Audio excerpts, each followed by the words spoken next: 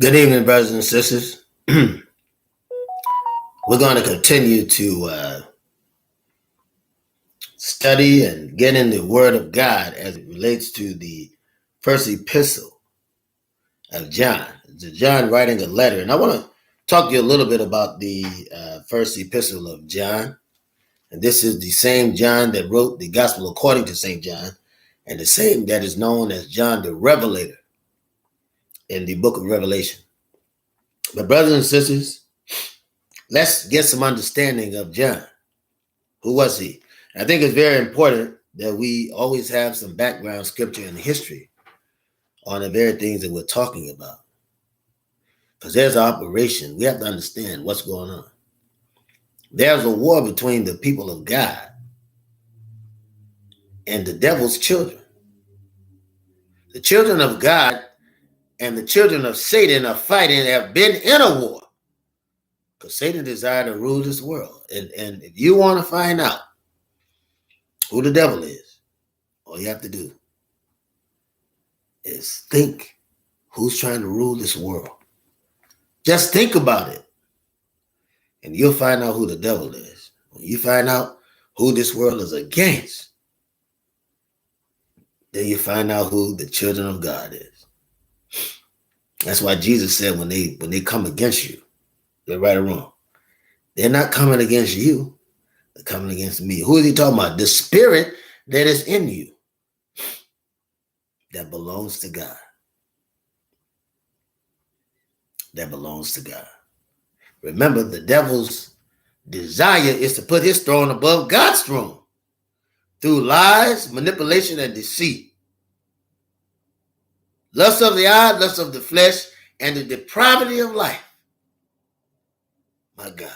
Brothers and sisters, I wish you could understand me today and understand why I'm pushing these series so much and so often that when I come in, I put nuggets of knowledge that are organized in front of one another so you will get some understanding. Because today, our people need understanding.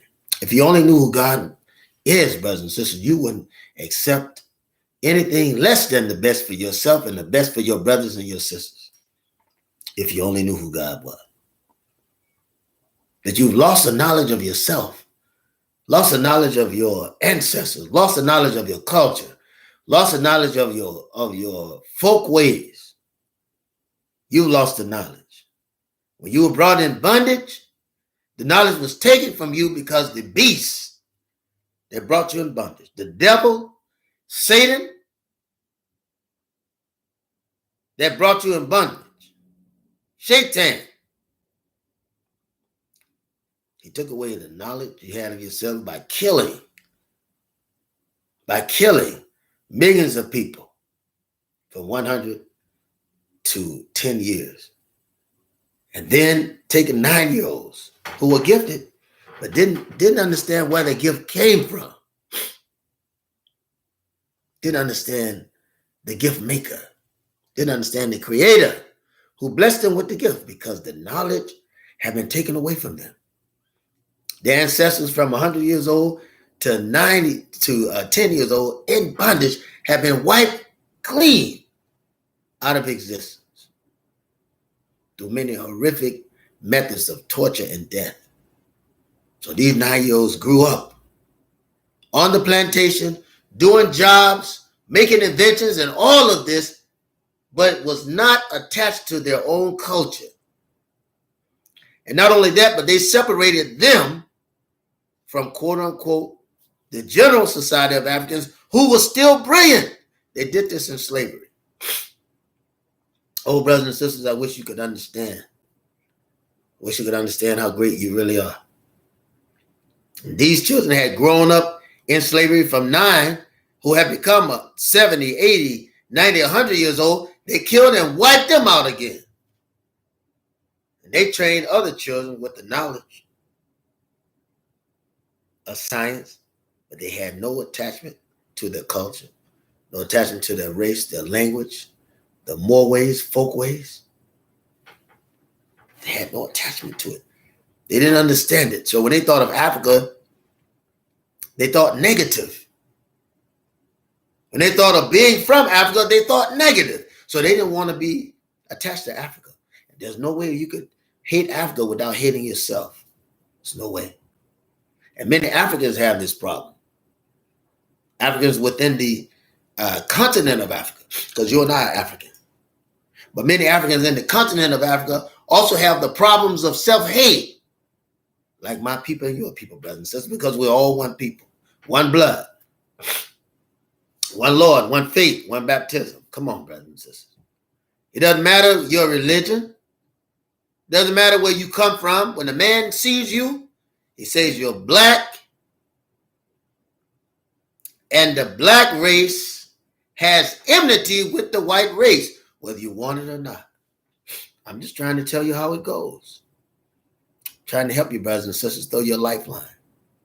Showing you how it goes. But let's read about John, our brother, our black brother John. Our black brother John, who wrote the epistle. Same John on the Isle of Patmos in Revelation. Same John in the Gospel according to St. John in the quote-unquote New Testament. The epistle of John, 1, 2, and 3. The writer of the Apostle John, as unbroken tradition affirms, as the internal evidence and comparison with the Gospel of John proves. The date was probably AD 90. This is after the death of Jesus, who was a revolutionary leader, teaching those that were in bondage of the Greeks and the Romans and the Jews, not real Jews, but those that had taken over the position of the Jews the same way that their children are doing today. Their same way. How can the city of Jerusalem and Israel be younger than David? The people of Palestine were supposed to receive that land in 1946, 1948, right? But the British, the Americans, other Europeans have taken it away from them. And that's why you're having these wars today. Come on, brothers and sisters. They're trying to wipe out the people of God. Not the people you see on the camera, but the black Palestinians that look like you and me.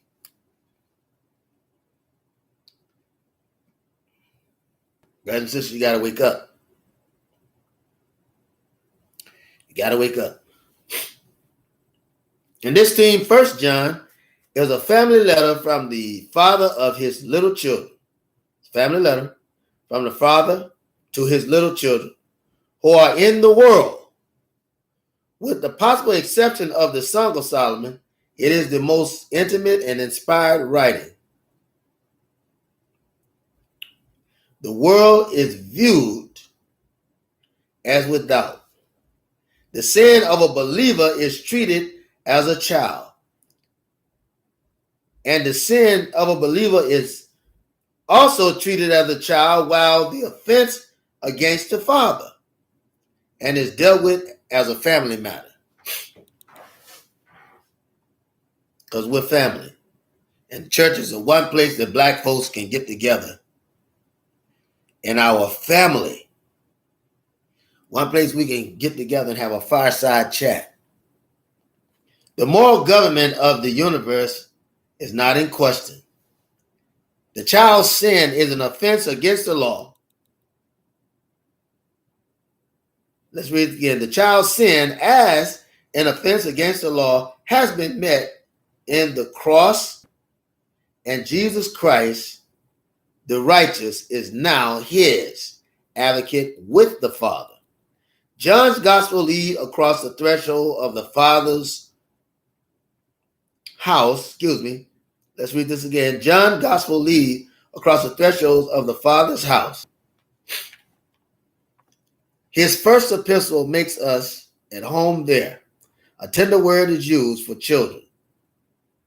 Techna or technia. Born ones, or what they call bairns. Paul is occupied with our public position as sons. John with our nearness and as born, remember we talked about it, born ones of the Father and other children of the Father. we're going to explain this. It may seem a little confusing, but we're going to explain it. First John is in two principal divisions.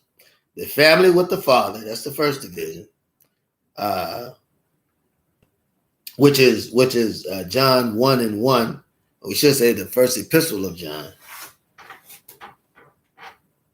1, 3 through 24, right? That's the first chapter through the third chapter, ending at the 24th verse. And also the family and the world, which is the fourth chapter, the first verse through the fifth verse. Let me see if I get this right. The fourth chapter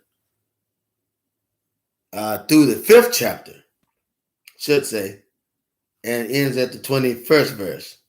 There's a secondary analysis in each division, which occurs the phrase, my little children, as follows: introductory and the incarnation, 1:1:2. The little children and fellowship, 1:3. And then also wait to the second chapter that ends at the 14th verse. The little children and the secular and righteous world, the second chapter, 15th through 28th verse.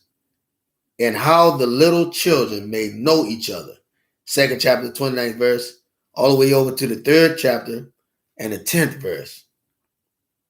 How the little children must live together, John 3, 11 through 24th verse, and parenthetic, right? How little children may know false teachers,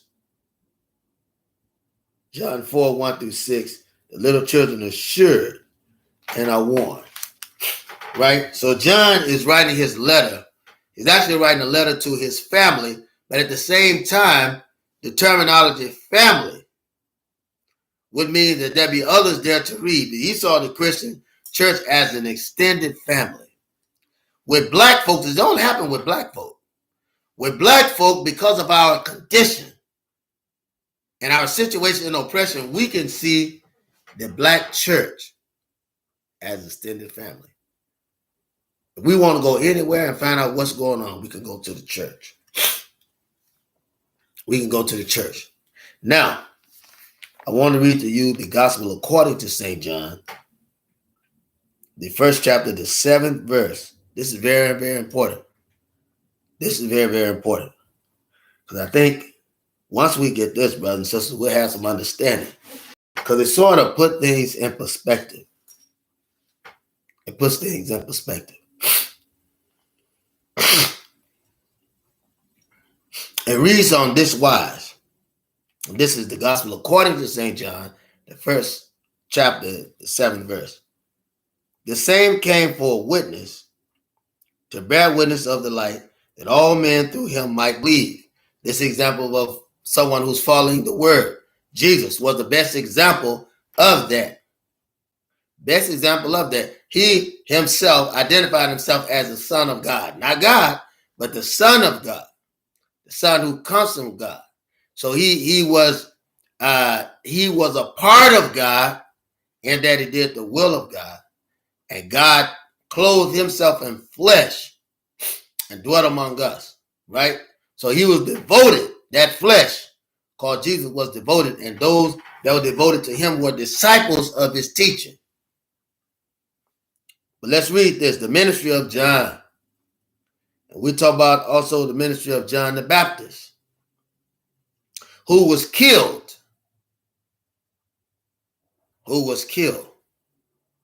Because he spoke against the administration. He spoke against those evil leaders. He spoke against those evil leaders that were oppressing our people, even more so. This is nothing new. This is nothing new. Righteous people speak against unrighteousness. There's nothing new. Nothing new. Righteous people speak against unrighteousness. This is what's going to lead you into a physical altercation described as a race war. We're already in a war. We're already in a race war. But there's going to be an overt action where black folks are going to be fighting. God is going to help us defeat the enemy, and they know it. We won't even have to raise our hands in that day because God is going to defeat our enemies. And it won't happen like we think. We won't have to do all the fighting that we think because God said he would. Brothers and sisters, I just want you to understand. So let's talk about the ministry of John the Baptist, who was beheaded. He was beheaded because he came against the administration. It reads on this wise. There was a man sent from God whose name was John.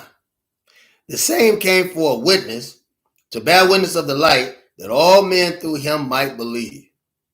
He was not the light, not that light, but was sent to bear witness of the light, or that light. This light was Jesus Christ, right? This light was Jesus Christ and his life and his prophetic ministry and what he would teach and how he would come against the administration, world leaders.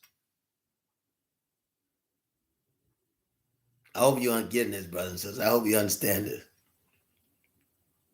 That was the true light, which lighted every man that comes to the world. He was in the world, and the world was made by him, and the world knew him not. Because there are two classes, brothers and sisters, of men. You got to understand this. You have the sons of God, right? You got the sons and daughters of God, then you got the unbelievers. You got to know that. And they are against one another. And how can two walk together unless they agree? You got two classes. You got the sons of God, then you got the disbeliever or the unbeliever. He came unto his own, and his own received him not. But as many as received him, to them gave he power to become sons of God, even to them that believe on his name. That's others that are standing by watching. They can have the power of God if they believe in God, brothers and sisters. The devil is against God. Now you have to ask the question, who is the devil? Who is the unbeliever? According to the incarnation, and that's in the first chapter of St. John, the gospel according to St. John, the first chapter, and the 14th verse, it says, and the word was made flesh and dwelt among us. Talking about the one we know as Jesus, Yahshua Leah Asa, right? And we beheld his glory, the glory as the only begotten Son of God, full of grace and truth.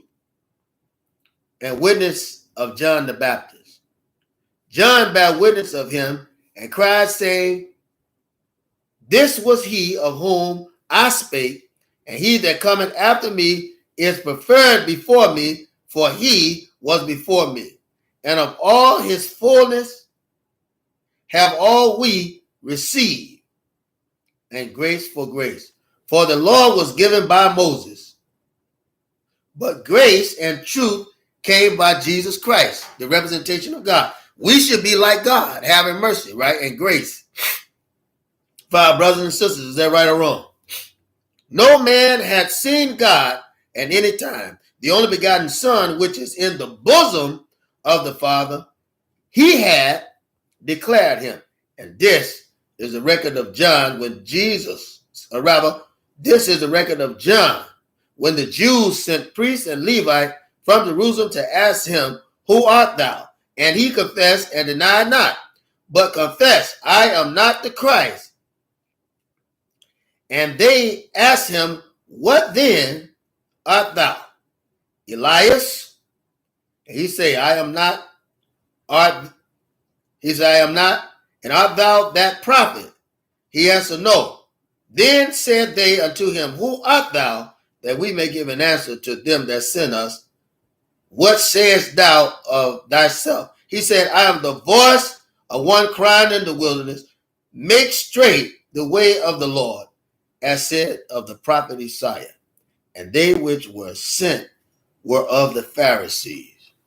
You have so many people, brothers and sisters, that are pretending to be believers. The Pharisees was like that. They pretend to be the believers, but they're helping the enemy. They're helping the enemy. The war is already going on because evil folks are killing good folks, right? The people of God are being killed by the people of Satan. The death of John F. Kennedy proves that the devil was busy. The death of Martin Luther King proves that the devil was busy. The death of Minister Malcolm X proves that the devil was busy. The death of Senator Robert Kennedy proves that the devil is busy.